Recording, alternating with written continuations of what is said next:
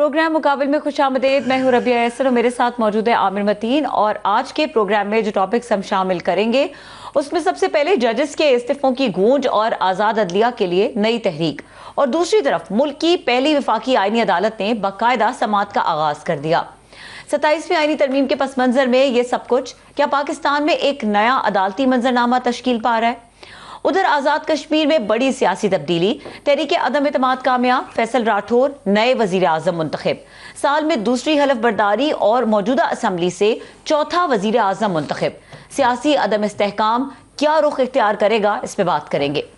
बांग्लादेश में साबिक वजीर आजम हसीना वाजिद को अदालत से सजाए मौत, भारत से फौरी हवालगी का मुतालबा। हसीना वाजिद ने फैसला जानिबदार और सियासत ज़दा करार दे दिया, जबकि उनके बेटे का दावा है कि वालदा भारतीय अफवाज की हिफाजत में है। सियासी बहरान बरकरार, उबूरी हुकूमत ने फरवरी 2026 में इंतखाबात का ऐलान कर दिया। ये तमाम टॉपिक्स हैं जो आज के प्रोग्राम में शामिल करेंगे। आमिर साहब, ये जो एक हम देख रहे हैं अदलिया के हवाले से तहरीक की बातें हो रही हैं, इसके अलावा जजेस के इस्तीफे सामने आ रहे हैं, 27वीं आईनी तरमीम का पस मंजर है, अदलिया वैसे ही एक नज़र आ रहा है कि एक बहरान दस्तक दे रहा है। अब ये बहरान सेटल होता हुआ नज़र आ रहा है या वाकई बहरान में तब्दील होता नज़र आ रहा है? ये सेटल इतनी आसानी से बिल्कुल नहीं होगा। उसकी वजह यह है कि 26वीं आईनी तरमीम जो कर ली गई थी उसके बाद एक कबूल कर लिया गया था कि उससे जो है उसके भी असरात थे। ज़ाहिर है 27वीं उसी की कंटिन्यूएशन थी, मगर उससे पूरा निज़ाम दरम भरम नहीं हुआ था। 27वीं के बाद जो है एक सिर्फ ये नहीं है कि उसकी अखलाकी उसके ऊपर सवाल हैं, आईनी सवाल हैं, उससे ज़्यादा उसके एडमिनिस्ट्रेटिव सवाल हैं। वो एडमिनिस्ट्रेटिव सवाल इस तरीके से हैं कि इससे पूरा जो हमारा निज़ाम है, सियासी निज़ाम है, हमारे आइन के अंदर जो ढांचा दिया गया है कि उसके 3 स्तून हैं, एक इंतज़ामिया, अदलिया और लेजिस्लेचर, इसे मुकन्ना कहते हैं। 3 हैं और उनकी एक रोज़ डिफाइन किए गए हैं। 27वीं आईनी तरमीम के बाद जो है वो सारा निज़ाम जो है ना अपसाइड डाउन हो गया है, वो तब्दील हो गया है और उसको और इस तरीके से उसके अंदर किया गया है कि शायद चूँकि उसके पीछे एक सियासी एजेंडा था, उसके पीछे लोगों के इतनी सोच विचार नहीं की गई, बस वो चाह रहे थे कि किसी तरीके से ये निज़ाम को अपने को परपेचुएट करें, उसको तवालत देना और दवाम देना मकसद था। मगर उससे ये है कि पूरा निज़ाम से करने के तमाम ये इदारों को उसके मुताबिक अब एडजस्ट करना पड़ेगा, जो कि इतना आसान नहीं है कि सुप्रीम कोर्ट में अब 71 साल से एक निज़ाम चल रहा है कि वकीलों को भी उस तरह की आदत पड़ गई हुई है, जजों को भी उसको आदत पड़ गई है, जो स्टाफ है उसको भी आदत पड़ गई है। अब वो सारा निज़ाम डिस्टर्ब हो गया है। फॉर एग्ज़ाम्पल मैं जजों के हवाले से बात करता हूँ कि आईनी अदालतें जो आ गई हैं, पहला तो ये इशू आएगा कि हर कोई कौन से फैसले उनके पास मुकदमे उनके पास जाने हैं, कौन है उनके पास जाने हैं। जो वकील होंगे उनकी कोशिश होगी कि अगर किसी को सूट करता है आईनी अदालत में वो उस तरफ लेके जाएंगे, किसी को सूट करता है सुप्रीम कोर्ट में उधर लेके जाएंगे। तो वो जो चेन ऑफ कमांड थी ना पहले कि एक सुप्रीम कोर्ट था, ठीक है, इसके बाद आईनी भी मामला आते थे, अपीलें भी आती थी, दूसरे भी क्रिमिनल और सिविल केसेस भी आ जाते थे अपील की स्टेज पे। तो वो अभी वो ये नहीं रहा, ऑर्डर ही चेंज हो गया अभी। अब जब आईनी अदालत के पास जाएंगे, जब वकील पेश होंगे, उसका मैं एडमिनिस्ट्रेटिव मसाइल बता रहा हूँ, तो वो जो वकील साहब होंगे वो जो अपना मुकदमा पेश करेंगे, तो पहले तरीकाकार था जो कि 1935 का हमारे यहाँ आइन जो लगाया था, गोरों ने पहला यहाँ पे जो निज़ाम दिया था, उसी की ही इम्प्रूवमेंट और एक वो चल रहा था। 100 साल पुराना निज़ाम, और बरतानिया में जो 200-300 साल पुराना निज़ाम जो ना अदालती, वही हमारे यहाँ आया था। 78 साल की उसकी हमारी तारीख थी। तो वो जो एक तरीकाकार बन गया था। अब वकील साहब को ये उसके अंदर ये था कि प्रेसिडेंट्स केस लॉ के इर्द गिर्द होता था कि तमाम इश्यूज़ के ऊपर सुप्रीम कोर्ट ने जो आखिरी फैसला दिया था, केस लॉ कहलाता था कि रवायत की बुनियाद पे किन इश्यूज़ पे जो आखिरी फैसला था बड़ा हुआ है वो इसके ये हो चुका है। ज़्यादा से ज़्यादा जो वकला हजरात करते थे वो ये कहते थे कि नहीं जनाब, इसको एग्जैक्टली आप इसके ऊपर लागू नहीं कर सकते क्योंकि हमारा केस थोड़ा सा मुख्तलिफ है, वो कोई और रवायात पेश करते थे। अब जो आईनी अदालत का जो मैंडेट है उसके अंदर उनके लिए ज़रूरी नहीं है कि वो उन रवायतों को, उन प्रेसिडेंट्स को देखें। ये टेक्निकल ज़बान में वो कहते हैं ना जी कॉमन लॉ, ये कॉमन लॉ का ये तरीकाकार था।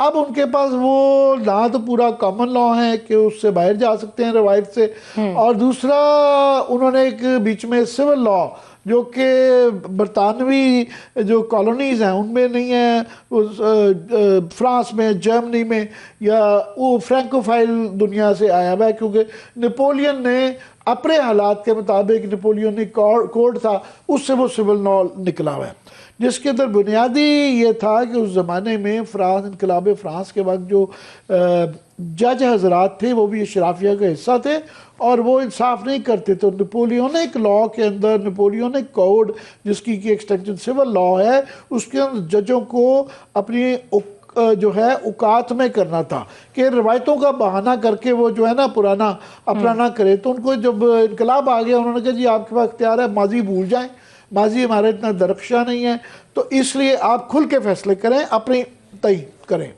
तो यहाँ बरतानवी उसके अंदर उनका तारीखी मंजर जो ये रवायात रखने का और था कि यहाँ पे बादशाह जुल्म करता था और आम आदमी को बादशाह के जुल्म से, रियासत के जुल्म से बचाना था। इसलिए जजेस को इख्तियारात ज़्यादा दिए गए थे कि बुनियादी हकूक़ के मसले हैं, किसी ने अगर बहुत उसने अदले जहांगीरी जिसे कहते हैं वो चेन खड़का दी कि जनाब ये जंजीर अदल जो है अगर खड़का दी, तो उसके बुनियादी हकूक़ के, जिस तरह 199 हेबिस कॉर्पस का था, ये यहाँ 184 जो था कि आप सुओ मोटो जज के पास इख्तियारात थे, तो ये बुनियादी हकूक़ को करने के लिए वो ये तारीखी पस मंज़र था जिसके अंदर ये कवानीन बने। अब यहाँ पे जो जज लगाए गए हैं, एक तो वहाँ मंजरनामा बदल गया है कि वो सिस्टम ही नहीं रहा, तो अब उनको, और जज भी जो आईनी अदालतें, जो पहले आईनी बेंचेस होते थे इंडिया में, फॉर एग्जांपल आईनी बेंच बनाया जाता है, वो आईनी बेंच के लिए जो टॉप सीनियर मोस्ट लाइक तरीन जो उनके जज थे वो उसके जज बनते थे, ठीक बनते हैं। तो हमारे यहाँ भी आईनी मामलात के अंदर फॉर एग्जांपल सबसे बड़ी अथॉरिटी जो बाहर की दुनिया में, जस्टिस मंसूर अली शाह को ऐसे नहीं बुलाया जाता, वो आईनी उसके एक्सपर्ट माने जाते हैं, उनके जो फैसले हैं वो कोर्ट किए जाते हैं इंटरनेशनल अदालतों में। सो वहाँ पे justice Munib Akhtar, justice Mansoor Ali Shah, justice Ayesha भी इसकी समझ रखती हैं, और जस्टिस अतर मिनल्ला भी आईनी मामलात के बड़े एक्सपर्ट थे। तो इन्होंने जो उनको तो ऐसे हालात कर दिए कि वो तो चले गए। अब जो मौजूदा अब आईनी बेंच में अब 7 पूरे कर दिए उन्होंने, मजीद 2 को आज वो दे दिया गया है, उनमें से अभी तक कोई भी ऐसा जज नहीं है कि जिसका नाम हो आईनी मामलात को समझने का। एक तो उनका कोई ऐसे बड़े कम ही केसेस हैं किसी के जो कि कोर्ट किए जाएं कि जनाब इन्होंने वो फैसला किया था और वकील इस्तेमाल करें। दूसरा, एक तो उनके ऊपर आईनी के जो बेंच के अंदर जो जज नजर आता है उनका ये कोई माजी नहीं है आईनी मामलात को समझने का। दूसरा, वहाँ रूल्स ऑफ द क्रिकेट की गेम के अंदर आपने अब हॉकी के कानून लगा दिए हैं। मैं आसान अल्फाज में समझाने की कोशिश कर रहा हूँ कि हॉकी के कानून के साथ वो कह रहे हैं आपने क्रिकेट खेल दी है। अब ये जो मुकदमात आएंगे, आज से अल्हम्दुलिल्लाह समात शुरू हो गई है, तो वो किलकिल पड़ जाएगी, वकीलों को नहीं समझ आएगी कि उन्होंने कैसे टेकअप करना है, क्या बात करनी है, क्या आर्गूमेंट करने हैं। जज हज़रात भी जब ये फैसले लिखेंगे तो जाहिर है वो जस्टिफाई करना होगा। फिर नए हालात के मुताबिक तो हर एक की निगाहें हैं, मतलब फॉर एग्जाम्पल जो पहले भी 3-4 फैसले आईनी अदालत ने किए थे वो सारे वही थे जो मखसूस नशिस्तों का किया, मिलिट्री कोर्ट्स वाला किया, जो है इस्लामाबाद हाई कोर्ट के सरफराज डोगर साहब को जो ओवर रूल किया गया। तो अभी भी उनको जो उनको मैंडेट दिया गया है, जो तो हर एक की निगाहें पहले भी जो फैसलों की डिटेल जजमेंट जो है ना, वो कोई जो अव्वल तो आई नहीं है, जहाँ आई है वो उसके ऊपर सवालात उठे हुए हैं। तो तमाम पाकिस्तान और तमाम दुनिया देख रही है कि अच्छा ये फैसला करेंगे तो लिखेंगे भी तो सही। तो अब ये एक मसला। दूसरा कि ये अब जिस तरह आपने अपने दाइये में जिक्र किया कि वकला हजरात भी वो फाइनली, एक वो होता है ना कि 26वीं में भी चुप कर गए, 27वीं आईनी तरमीम से पहले इलेक्शन हुए थे। ये जो कहा जाता है आर्गूमेंट कि वकला हजरात देखे ना, अक्सरियत ने 26 की वो तायीद कर दी, वो बिल्कुल उनके अपने डायनेमिक्स हैं। वकला के अंदर भी जो सीनियर तरीन जज हैं, जिनकी वकला हजरात जो हैं जो बहुत ज़्यादा प्रोफेशनल हैं, उनके पास टाइम नहीं होता कि वो ये जो बार की सियासत के अंदर टाइम दे। सो वो उसमें मशगूल, उसकी वजह से उसकी एक अपनी नोयत है, वो एक साफ़ियों की सियासत की तरह वकला की एक ग्रुप का जीतना या हारना आप ये नहीं कह सकते कि आइडियोलॉजिकल डिसीजन था या ये पीटीआई की जीत या पीटीआई की हार है, और मामला भी हैं, मगर गवर्नमेंट का फैक्टर रहता है। सो ये मगर 27वीं जो आईनी तरमीम आई, ये इलेक्शन उससे पहले हुए थे। अगर मान भी लिया जाए कि अक्सरियत जो है वकला की वो इसको जो है वो इसके हक में नहीं है कि वो 26वीं आईनी तरमीम की जो है उन्होंने तायीद की, और उन्होंने ओपनली कहा, जो ग्रुप ज़्यादातर जीता, जिसे आसमा जहांगीर, आयरानिकली आसमा जहांगीर ग्रुप कहा जाता है। अगर मान भी लिया जाए कि जनाब उनकी तायीद हासिल थी, 27वीं तरमीम उस इलेक्शन के बाद में हुई। सो अब पता नहीं वकला का नेक्स्ट इलेक्शन होगा 27वीं आईनी तरमीम के बाद, तो काफ़ी सारे ऐसे वकला हैं जिन्होंने पहले जो है अपने मफादात के लिए या कई इंटरेस्ट में उन्होंने वोट दे दिया होगा। बस 27वीं आईनी तरमीम के बाद वकला हजरात, जो न्यूट्रल हजरात और वो हजरात भी जो कि पहले 26वीं की तरमीम की तायीद कर चुके थे, तो वो भी परेशान हैं इस वक्त। एक आप कम्युनिटी में ओवरऑल बार एंड बेंच जो जज हजरात है, वो तो मैंने उनका मखमसा बता दिया। वकला भी इस हद तक कि जनाब ये इसका स्ट्रक्चर ही बदल दिया जाए, आईन ही बदल दिया जाए। सो ये जो ट्राइकोटमी ऑफ पावर थी कि 3 पिलर्स के दरमियान, वो बैलेंस ख़राब हो गया। इंतज़ामिया अपनी जो है वो अब एग्जेक्टिव का कंट्रोल है, जजेस भी उनकी मर्ज़ी के पहले साथ के साथ उनकी मर्ज़ी का जो है प्राइम मिनिस्टर की एडवाइस पे लगाए गए हैं। तो घर की अदालत है, इंतज़ामिया पहले ही घर की थी, और पार्लियामान के अंदर भी कुछ इसी तरह की सूरत हाल है। सो उससे निज़ाम में मुश्किलात आ गई हैं। सो इससे मैं समझता हूँ मुश्किलात हैं, साथ में पॉलिटिकल चीज़ें भी हीट अप हुई हुई हैं। तो आप मेहमान अपने तारुफ करा दें फिर जो आमिर साहब, बिल्कुल एक अदलिया बहाली तहरीक एक नज़र आ रही है कि स्टार्ट होती हुई। इसके ऊपर मजीद भी बात करते हैं। हमारे साथ मौजूद है रहनुमा तहरीक इंसाफ फैसल चौधरी साहब, उनको वेलकम करेंगे। अस्सलाम वालेकुम। जी बिल्कुल, ये चौधरी साहब आप रहनुमा तहरीक इंसाफ हैं, मगर मैं क्योंकि आपको बहुत पुराना वकील के तौर पे जानता हूँ, तो मैं आपको more on the legal side ही रखता हूँ। सियासी सवाल भी आपसे करेंगे। ये जो उम्मीदें लगाई हुई थी कि ये आईनी अदालतें जब बन जाएंगी और जो भी गवर्नमेंट के इससे उनके इंटरेस्ट हैं वो सब हो गए, अब ख़त्म हो गया ये मामला, या अभी चल रहा है? देखिए आमिर साहब, आईनी अदालत, मैं वैसे आपको मुबारकबाद देना चाह रहा था कि मुबारक हो, आपको अपनी आईनी अदालतें मिल गई। जी जी बिल्कुल, हमें तो पता नहीं कुछ मिला है कि नहीं मिला है, लेकिन ये जो आईनी अदालत बनाई गई है, ये तो 26वीं तरमीम जो है, 27वीं तरमीम, ये तो सुप्रीम कोर्ट के ऊपर एक असॉल्ट था और सेपरेशन ऑफ पावर के प्रिंसिपल को बिल्कुल तहत कर दिया गया है। पाकिस्तान में आइन नहीं है, आईनी अदालतें शायद मौजूद हों। अब मज़े की बात यह है कि आईनी अदालत तो बना दी गई है, आज भी उसके रूल्स नहीं हैं। आज भी ये नहीं पता कि हमने वहाँ पे फाइलिंग कहाँ पे करनी है, ये जो जजेस बैठ रहे हैं ये किस कानून के तहत बैठ रहे हैं, रोस्टर कैसे जारी हो रहा है, इसकी भी जो अथॉरिटी होती है ना जी, वो किसी लीगल इंस्ट्रूमेंट से जो है फ़्लो करती है। तो जब रूल्स रेगुलेशंस ही नहीं हैं, तो फिर आप ये आज इतनी जल्दी आपने बिठा दी है। ऊपर हाई कोर्ट के चीफ साहब बैठे हुए, नीचे पाक चीफ जस्टिस FCC बैठे हुए हैं, और कोई समझ ही नहीं आ रही कि फाइलिंग कहाँ पे करनी है। ना हमारा जो advocate record supreme court rules के तहत एक इदारा है, वो ना उनको समझ में आ रही है। लोग जो आम लिटिगेंट्स हैं वो तो ज़ाहिर है क्योंकि 199 की जितनी भी पिटीशन आएंगी अब उधर जानी है, लेकिन उसके लिए मैकेनिज़्म नहीं बनाया गया। अब इस सारी जो आईनी अदालत बनाई गई है, इसमें एक और भी अभाम है। आप आज जो रोस्टर जारी हुआ है उसमें 2-2 जजेस के आप बेंचेस बना रहे हैं, वेयर एज इसको बनाते हुए कहा गया कि पूरे पाकिस्तान की रिप्रेजेंटेशन होगी। तो फिर तो आइडियली एक ही बेंच होना चाहिए ना, जो कि बैठ के सारा, जिसमें 7 जजेस या 6 जजेस, जितने भी जजेस इस वक्त मौजूद हैं चीफ जस्टिस साहब समेत, वो बैठ के फिर फैसला करें। अब आपने नीचे अगर इंट्रा कोर्ट अपील होती है जो कि 2 हाई कोर्ट के जजेस सुनते हैं, वो तो 2 जज सुन ही नहीं सकते जो टेक्निकली स्पीकिंग। तो वहाँ पे भी आपने वहाँ पे मुख्तलिफ़ किस्म के ये जजमेंट्स बनाई हैं। आईनी अदालत बना लें जब तक मुल्क में आपको, जो देखें ना, एक एडिफेस है, एडिफेस होता है बुनियाद शेकी है, ऊपर आप बिल्डिंग खड़ी कर रहे हैं, तो वो बिल्डिंग किसी तौर पे खड़ी नहीं हो सकती जब तक नीचे वाली आप बुनियाद को मुस्तहकम नहीं करेंगे, जब तक उसको मजबूत नहीं करेंगे। और वो बुनियाद है पाकिस्तान के अवाम। एक अदम इस्तेहकाम मैं अवाम की तरफ आता हूँ, मगर मैं आपके ज्वाइन करने से पहले ये अपने जो जितनी मेरी अकल है एज अ कोर्ट रिपोर्टर जो है, मैं यही बात कर रहा था कि 27वीं आईनी तरमीम से सिर्फ इखलाकी और आईनी मसाइल नहीं है, ये जो एडमिनिस्ट्रेटिव मसाइल हो गए हैं कि वकील को ये नहीं पता कि उसने अब इसको कैसे प्लीड करना है। जज को ये जब वो फैसला लिखेंगे, ये हम देख रहे होंगे कि जनाब ये जब प्रेसिडेंट्स केस लॉ नहीं अप्लाई करेंगे और ये मिशमैश में के अंदर कैसे ये फैसला देंगे, क्या फैसला देंगे। सो इसको ज़रा, ये वाकई एक मसला है डे टू डे उसके अंदर।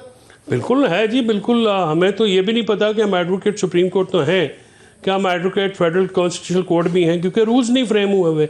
देखिए ना, हवा में खड़े हुए हैं ना इस वक्त। तमाम जो आपने मैकेनिज्म बनाए, इतनी जल्दी थी हुकूमत को, उन्होंने होमवर्क नहीं किया, यानी हर चीज़ हवा में है। अब कौन सी चीज़ को कहाँ पे लेके जाना है, वकला को कोई पता नहीं। मेरी आज भी बार के रिप्रेजेंटेटिव से बात हुई है, तो मैंने कहा सर आपको कुछ पता, किसी को कुछ पता नहीं है।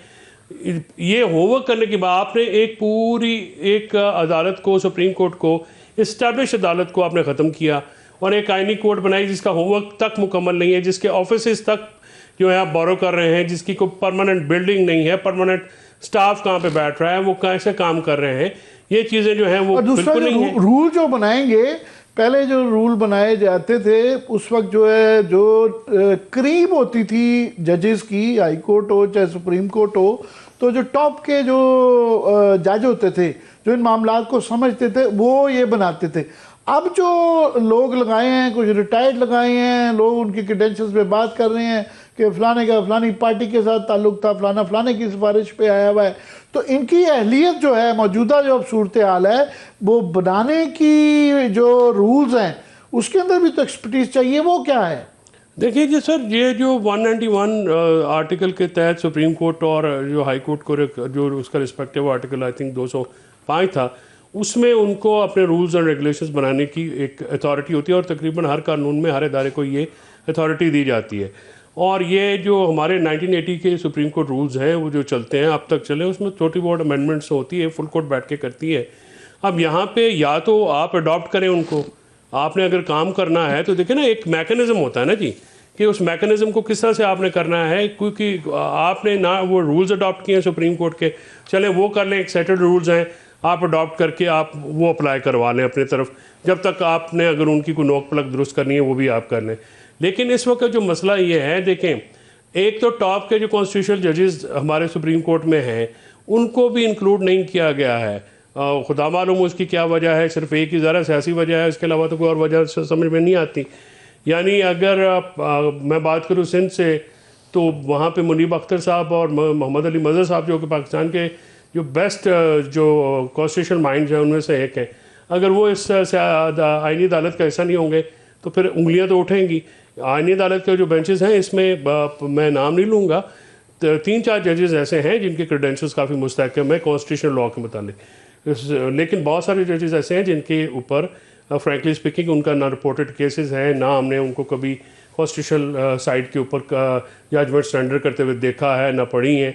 तो इस किस्म के मामलात जो हैं वो, इसीलिए बारों में जो आप देखते हैं ना, एक आदम जो है वो क्या कहते, तहफ़्फ़ुज़ की एक बात जो है वो है, यानी बार जो है वो भी कराची अगर और लाहौर हाई कोर्ट बार या डिस्ट्रिक्ट बार, ये बड़ी बारें हैं, इनमें ये लोग जो हैं अगर वो आपके ऊपर अदम इत्मीनान का इजहार कर रहे हैं तो फिर बारों में एक ये सिलसिला तो बिल्कुल है, एक आवाज़ तो है इस आईनी जो ये एडवेंचरिज्म किया गया है, जो असॉल्ट किया गया सुप्रीम कोर्ट के ऊपर। मैं आपके ज्वाइन करने से पहले कह रहा था बार के हवाले से कि 26वीं आईनी तरमीम के अंदर जो है ना, ऑफकोर्स वो अक्सरियती ग्रुप जीत गया जो 26वीं आईनी तरमीम का हामी था। और आप जैसे वकील ज़रूर हमें समझाते हैं कि इसका ये मतलब नहीं है कि वो एक आइडियोलॉजिकली कोई था, ये डायनामिक्स हैं वकला की सियासत की। मगर उस वक्त 27वीं आईनी तरमीम नहीं आई थी। अब 27वीं आईनी तरमीम से वो जो ग्रुप था जो कि 26वीं आईनी तरमीम की हिमायत कर रहा था, उनके 27वीं आईनी तरमीम के लिए भी वही विचार है कि अब वो भी कह रहे हैं कि यार ये बहुत ज़्यादा है। नहीं, देखिए 26वीं के भी हक में वकला तो वोट ने नहीं दिया। अगर 26वें आईनी तरमीम के बुनियाद के ऊपर इलेक्शन होता, वकला का इलेक्शन उसकी बुनियाद पे नहीं हुआ है। 27वें के बाद तो बिल्कुल मिलियमेट हो गया है। अब तो मैं आपको यकीन से कह सकता हूँ कि बहुत सारे उम्मीदवारान ऐसे हैं जो रिकन्सिडर कर रहे हैं कि वो उन्होंने अगला इलेक्शन भी कंटेस्ट करने, क्योंकि इसके खिलाफ एक लहर है। और क्योंकि हम समझते हैं, हम वकला समझते हैं कि हमारे जो यंगस्टर वकला खासकर जो हैं, हमारे जो डिस्ट्रिक्ट बार में हैं या हाई कोर्ट बार के होते हैं, उनके ऊपर उनमें तो बड़ी रिजेंटमेंट है इस चीज़ के ख़िलाफ़ कि आपने जो है सुप्रीम कोर्ट को ही जो तय कर दिया, उसका ही गला काट दिया आपने। और उसके अलावा होमवर्क मुकम्मल नहीं है। देखिए, सियासी बुनियादों पे आप जब जो मर्ज़ी करते रहें, आपने अगर बिल्कुल लोगों को एतमाद में नहीं लेना। अब एक रात होती है वहाँ पे 27वीं तरमीम, हम तो पहले से कह रहे थे कि आ रही है, लेकिन उसके खदोखाल जो है वो बिलावल भुट्टो साहब ने अपनी ट्वीट के ज़रिए किया। उसके बाद ये अपना उन्होंने निकाला। फजल रहमान साहब की जो पार्टी है उसका भी शिकवा है, वो काफ़ी बड़ी अपोजिशन है, पीटीआई को तो शिकवा रहता ही रहता है। तो ये चीज़ें जो हैं ये आपने तो आमिर साहब 73 के आइन को भी बड़ा, और उसके बाद के हालात को, उस वक्त तो मुल्क जो है वो दो टुकड़े हुआ था। उसके बाद 73 का आइन बना तो उस आइन ने मुल्क को मुस्तहकम किया। 2 के 1 मार्शल ज़ियाउल हक ने इम्पोज कर दिया 79 में, लेकिन उस आइन को नहीं छेड़ा गया। उसमें थोड़ी अमेंडमेंट की गई, जो सेपरेशन ऑफ पावर्स थी, तो तीनों इदारों की जो पावर्स थी उनको नहीं छेड़ा गया। यहाँ पे तो ये किया गया है कि आपने एक इदारे को, पार्लियामेंट पहले ही नीचे थी, वो फॉर्म 47 के ज़रिए आप लेके आपने वो अंगूठा छाप थी। अब थोड़ी बहुत रेजिस्टेंस जैसे सुप्रीम कोर्ट से या कुछ जजेस से, हाई कोर्ट से आई, आपने उनको भी जो है फारिग कर दिया। इससे होता क्या है कि अवाम में जो अदम तहफ़्फ़ुज़ है वो उसका एहसास बढ़ता रहता है। आज़ाद अदलिया जो अवाम के लिए होती है, कुछ जजेस के लिए तो नहीं होती। और जजेस को भी, अब मैं ये भी आपके प्रोग्राम के तवज्जुह से मैं ये बड़ी मेरी ओपन राय है कि स्टेप डाउन करना उससे काम नहीं चलेगा, स्टेप आउट आपको करना पड़ेगा। और अगर आप ये समझते हैं कि आपके इस्तीफों से कोई बहुत ज़्यादा स्टेप आउट से क्या मतलब है सर? मतलब वो देखे ना, इस्तीफे देने नहीं, फिर आपको बाहर में निकलना पड़ेगा। तो मंसूर अली शाह साहब मेरल बार बार अब जाने का, मेरी इतला के मुताबिक, मतलब अब ये तो कंफर्म करने वाली बात है, लेकिन मेरी इतला के मुताबिक जो जिन जजेस ने इस्तीफे दिए उनके नाम तो ECL पे भी डाल दिए गए। नहीं, ECL पे तो डाल दिए, मगर उनको जो लेकिन इसकी क्या बाहर में वो जा सकते हैं, बाहर में वो जाएंगे, उन्हीं को देखे ना। ये वही है ना कि अगर वो बाहर में निकलेंगे तो बाहर उनके साथ चलेंगी।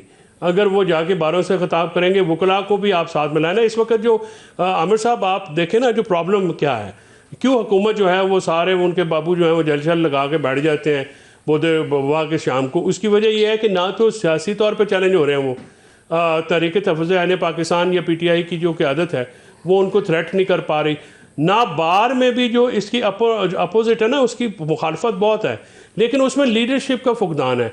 वो लीडरशिप का फुकदान फिलअप हो सकता है, सिर्फ ये जजेस कर सकते हैं जो रिज़ाइन करके अगर वो बाहर आते हैं, वकला को लीड करते हैं। क्यों होते तो ये वकला ही है ना सारे। रिजाइन करने वालों में आज मैं शेयर कर लूं कि लाहौर हाई कोर्ट के जज, सीनियर जज जो हैं वो शमस महमूद मिर्ज़ा साहब ने भी रिज़ाइन किया है।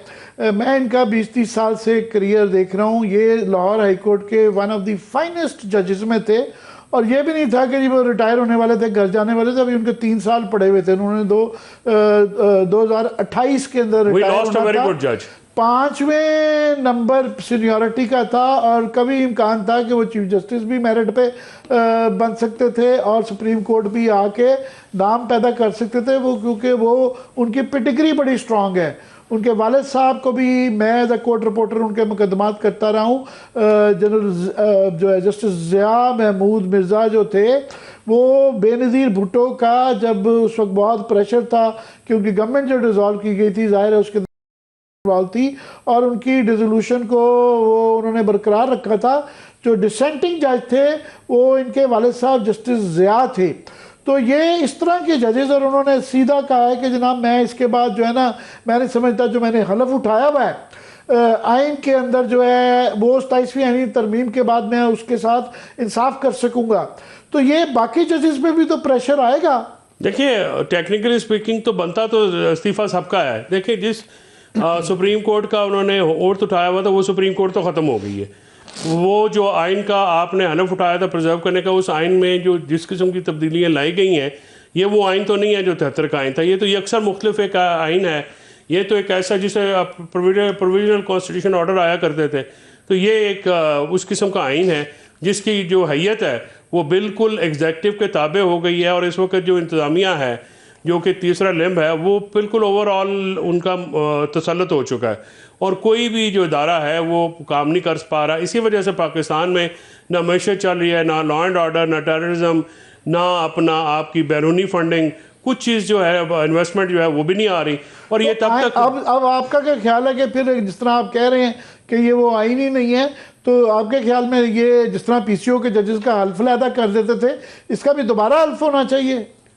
नहीं, मैं तो समझता हूँ, देखिए सुप्रीम कोर्ट को रखने का फ़ायदा ही कोई नहीं है। देखिए ना, सुप्रीम कोर्ट तो ऐसे होगी ना, सेशन कोर्ट होगी अब ग्लोरीफाइड, और सुप्रीम कोर्ट और हाई कोर्ट्स का तो आमिर साहब जो मुमताज़ करती थी उनको दूसरी अदालतों से, वो तो उनके आईनी इख्तियारात थे ना जी। उनको सुपीरियर कोर्ट्स का आला अदालतें कहा जाता था और मातहत अदालतें कहा जाता था। अगर उनके पास वो इख्तियारात नहीं होंगे, वो और मातहत अदलिया में क्या फ़र्क रहेगा? कुछ भी नहीं फ़र्क रहेगा। वो तो एपलेट और फिर एपलेट 4 फॉर्म देने की ज़रूरत क्या है? हमारे माशरे में जो होती है लिटिगेशन, वो एक दूसरे को तंग करने के लिए ज़्यादा होती है। लोग जो हैं वो अपना एक दूसरे से बदले लेने के लिए चलाते रहते हैं। तो आप 4 एपलेट फोरम उनको देंगे, मजिस्ट्रेट के खिलाफ अपना सेशन जज है, सेशन जज के खिलाफ हाई कोर्ट के खिलाफ सुप्रीम कोर्ट, ये तो कभी ख़त्म ही नहीं होने वाला। और आप ये कह रहे हैं कि जी बहुत ज़्यादा जी वो बर्डन था, तो बर्डन तो ज़्यादा ज़िला अदालतों के ऊपर है, उसके ऊपर आपने रिफॉर्म की नहीं, उसमें आपने नहीं किया। अगर आपने यही काम करना था तो इंडिया की पे ये बहुत इन्फ्लुएंस होते हैं बहुत ज़्यादा लोग। इंडिया में 5 सीनियर मोस्ट जजेस जो हैं वो आइनी बेंच होता है उनका, वो सुनते हैं। बाकी आपने 35 तक अगर तादाद बढ़ा दी थी तो मज़ीद जज ले आते और आप सुप्रीम कोर्ट का बैकलॉग ख़त्म कर देते। अब FCC का बैकलॉग अलहदा होगा, सुप्रीम कोर्ट का अलहदा होगा, डिस्ट्रिक्ट हाई कोर्ट्स का तो और डिस्ट्रिक्ट कोर्ट्स का अलहदा होगा। तो इस तरह से तो लिटिगेशन आपकी चलती रहनी है, ना उसमें कमी आनी है। और ना ये सारी जो 2 इन्होंने लाई हैं तरमीम, इसमें अवाम के मफाद का एक रत्ती भर भी कोई फ़ायदा नहीं है। ये या तो अपनी इम्यूनिटीज़ हैं उनके ऊपर उन्होंने बात कर ली है, या जजेस को उन्होंने फारग करना था जिनको, उनको फारग कर लिया है। इसमें अवाम का मफाद तो कहीं पे नज़र नहीं आता। अवाम के मफाद की मैं पूछना चाहूँगा कि जब हमारे यहाँ जो सबसे इनताज तरीन जो अदालतें वो डोगर कोर्ट्स कहलाई जाती थी कि जी वो डोगर कोर्ट्स जो हैं, क्योंकि मार्शल लॉ में तो समझ आता है कि वो PCO RCO वगैरह आ जाते थे, तो वो उस ज़माने में ये बड़ा आम बात थी कि जनाब ये बात उस वक्त पहले भी चली कि जी अब वकील नहीं करना, अब जज करना है। और बेताशा मैं भी ज़ाती तौर पे जानता हूँ, आई एम श्योर आप भी जानते होंगे कि लोगों ने पैसे दे के अपनी मर्ज़ी के जज करके अपनी मर्ज़ी के फैसले लिए, और वकला हज़रात जो बदनाम तरीन थे वो खुलेआम कहते थे कि जनाब मैं ये अपनी फीस नहीं ले रहा, मैं जज साहब की भी ले रहा हूँ। तो अब जब सियासी बुनियादों पे ये सियासी अपॉइंटमेंट्स हुई हैं ना, ये गवर्नमेंट की मर्ज़ी की हुई हैं, तो ये फिर इस तरह के इल्ज़ाम भी लगा करेंगे। देखिए, डोगर कोर्ट्स बहुत सुपीरियर कोर्ट्स थी आजकल की अदालतों से। मैं आपको बता दूं, ये आप कह रहे हैं डोगर कोर्ट्स बहुत बेहतर थी, बहुत बेहतर थी। कम से कम वहाँ पे अगर कुछ जजेस है तो बहुत सारे ऐसे भी जजेस है जो कि इन कामों में नहीं थे। ठीक है ना, हम जानते हैं उन वकला को जो कि FX पे या मोटरसाइकिलों पे आते थे, आजकल वो लैंड क्रूजर्स पे घूमते हैं। We all know that. मसला ये है सर कि जो आज अदालत, उस वक्त अदालत तो थी ना, अब तो अदालत ही नहीं रहेगी ना जी। अब तो अदालत का जो महकमा अदालत है जिसे हम मतलब उस पर हैं, जुड़े हुए हैं, अब इस उम्र में कोई और काम बंदा क्या सीखे? तो अब या तो जिम्मेदारा करेंगे जो हमें काम आता है, या ये आता था। और इसमें तो अब कोई फ्यूचर भी कोई नहीं है कि समझ ही नहीं आ रही कि जलना क्या। या तो आप देखिए, हमेशा गवर्नमेंट को चैलेंज, वकला क्या करते थे, थ्रू कॉन्स्टिट्यूशनल पिटीशंस हम गवर्नमेंट को चैलेंज करते थे, स्टेट अथॉरिटी को चैलेंज करते थे कि ये गलत है, और अदालतें हमें सुन के फैसला करती थी। सही गलत जो भी है वो एक अलग डिबेट है। लेकिन अब तो आपके पास वो फोरम्स ही ख़त्म हो गए। आप जाएंगे, इंतजामिया के जज लगे होंगे, वो आपकी बात ही नहीं सुनेंगे। कौन हैबियस कॉर्पस करेगा, कौन उनकी बात सुनेगा, कौन जो है वो 184(3) के बड़े फ़ायदे हुए इस मुल्क में, बड़े बड़े वो आप बरकत अपना मसीह केस से 1990 से जुल्ला साहब के अदालतों से लेके आपका ख्याल है 2025 तक सिर्फ 184(3) इसके लिए इस्तेमाल हुआ है कि सियासी तौर पे नहीं, उसका बहुत सोशल बेनिफिट भी हुआ। बहुत सारे ऐसे केसेस हुए जो कि रिपोर्ट हुए, दूर दराज के इलाकों से जो है वो कोस्तान जैसे इलाकों से सुप्रीम कोर्ट ने नोटिस लिया और ये काम किए। ये अलग बात है कि इफ्तिखार चौधरी ने और मियां साकिब निसार ने उसको ओवरडू किया और मुख्तारा माई देखे ना, मुख्तारा माई समेत सर एक लंबी लिस्ट है। जिसको आप कहने, और फिर सीओडी का कहा जाता है। अब मैं आपसे एक सवाल करता हूं कि सीओडी में पहले एक तो 26 नुकात थे, फिर उसका सबसे पहले उसको उसके पीठ में जुरा कोंपा मियां नवाज शरीफ ने काला कोट पहन के जरदारी साहब के खिलाफ मेमो गेट पे वो इफ्तिखार चौधरी के पास चले गए। तय ये हुआ था कि हम अपने मामलात खुद करेंगे, और इफ्तिखार चौधरी ने मुसलसल पीपल्स पार्टी को दुम्बा बनाए रखा। फिर पीपल्स पार्टी ने उनके दूसरी अदालतों के साथ मिलकर दूसरों को दुम्बा बना दिया, बजाय इसके कि कोई सबक सीखते। उन्होंने कहा जी इनको भी फारिग करें। अब सीओडी में तो इतने ज़्यादा नुकात थे, फिर आपने 18वीं तरमीम की, उसमें आपने आईनी अदालत नहीं बनाई, मतलब मीनिंग देर बाय आपने डिस्कार्ड कर दी, क्योंकि जो उसको बनाने का मकसद था मुशर्रफ साहब के और ज़ियाउल हक के जो थे अमेंडमेंट्स थी उनको रिवर्स करना था, वो वैसे रिवर्स हो गई।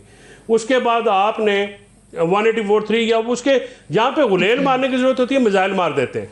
ये इतने मतलब इनके एडवाइज़र जो हैं पता नहीं अल्लाह जाने कौन है। अगर आपने सो मोटो का इख्तियार रेगुलेट कराना था तो 184(3) में 7 जजेस को दे देते, किसी बार में आप फ्लोट कर देते, कोई आपको अच्छी तजावीज़ मिल जाती। मक्खी को जो है ना थोड़े के साथ मारना नहीं, मक्खी को मिसाइल के साथ मारना, मतलब थोड़े के साथ भी मारे तो चलो समझ में आती है, वो तो मक्खी के साथ अपना पूरी बिल्डिंग उड़ा देते हैं। ये देखे ना पूरी, अब आप सुप्रीम कोर्ट में वो 26वीं और 27वीं तरमीम वो चूहे हैं जो कि सुप्रीम कोर्ट को कुतर के खा गई हैं, ठीक है जी। और अब ये आपने एक नई अदालत बनाई है, अल्लाह जानता है कल का अवाम का जो आखिर सदा बादशाही तो अल्लाह की है, और अवाम के ज़रिए खुदा ताला बोलता है।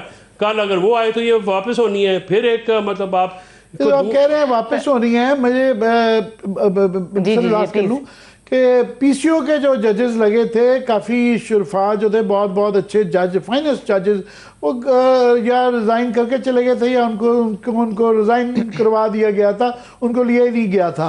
जो काफ़ी उसमें से काफ़ी अच्छे भी थे, सारों को बुरा नहीं कहा जा सकता, पर वो आज तक एक गाली के तौर पे चलता है कि जी फलाना आदमी जज था, वो साथ ही कह देते हैं कि नहीं नहीं वो पीसीओ का जज था। अच्छा, पीसीओ जजेस का भी आप देख लें, जुल्म खुदा का।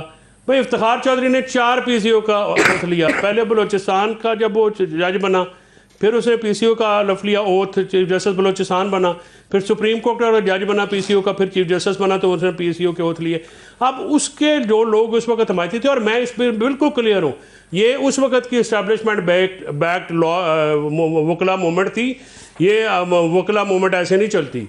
उस वक्त जिन जिन लोगों ने वहाँ पे उसमें सारा काम किया था, हमारे वकला इस्तेमाल हो गए, बाकी कोई ऊपर के लोग थे 25-30, उन्होंने फ़ायदे कमाए और उन्होंने वकला को इस पे लगा के सबको इस्तेमाल किया। बाद में जब जजेस भर्ती करने की बात आई तो सब ने अपने अपने चैम्बर्स को और अपने वाकिफकारों को वो भर्ती किया, और वकला जो हमारे ये आर्ग्यूमेंट अभी यूज किया गया कि जी पहले भी ये होता रहा, अपने अपने चैम्बर के लगाते गए, ऐसे ही था। मैं जिस तरफ आ रहा था कि अभी 2 चीज सुप्रीम कोर्ट के जजेस ने और शम्स महमूद मिर्जा साहब ने लाहौर हाई कोर्ट में ये रिज़ाइन कर दिया है।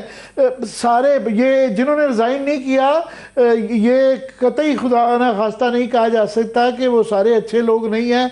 उसमें बहुत बहुत अच्छे, वन ऑफ द पाकिस्तान की क्रीम है। अब हर एक के अपने हालात होते हैं, हर एक की पेंशन होती है, करियर होता है, ख्यालात होते हैं, एक तनाजुर होता है।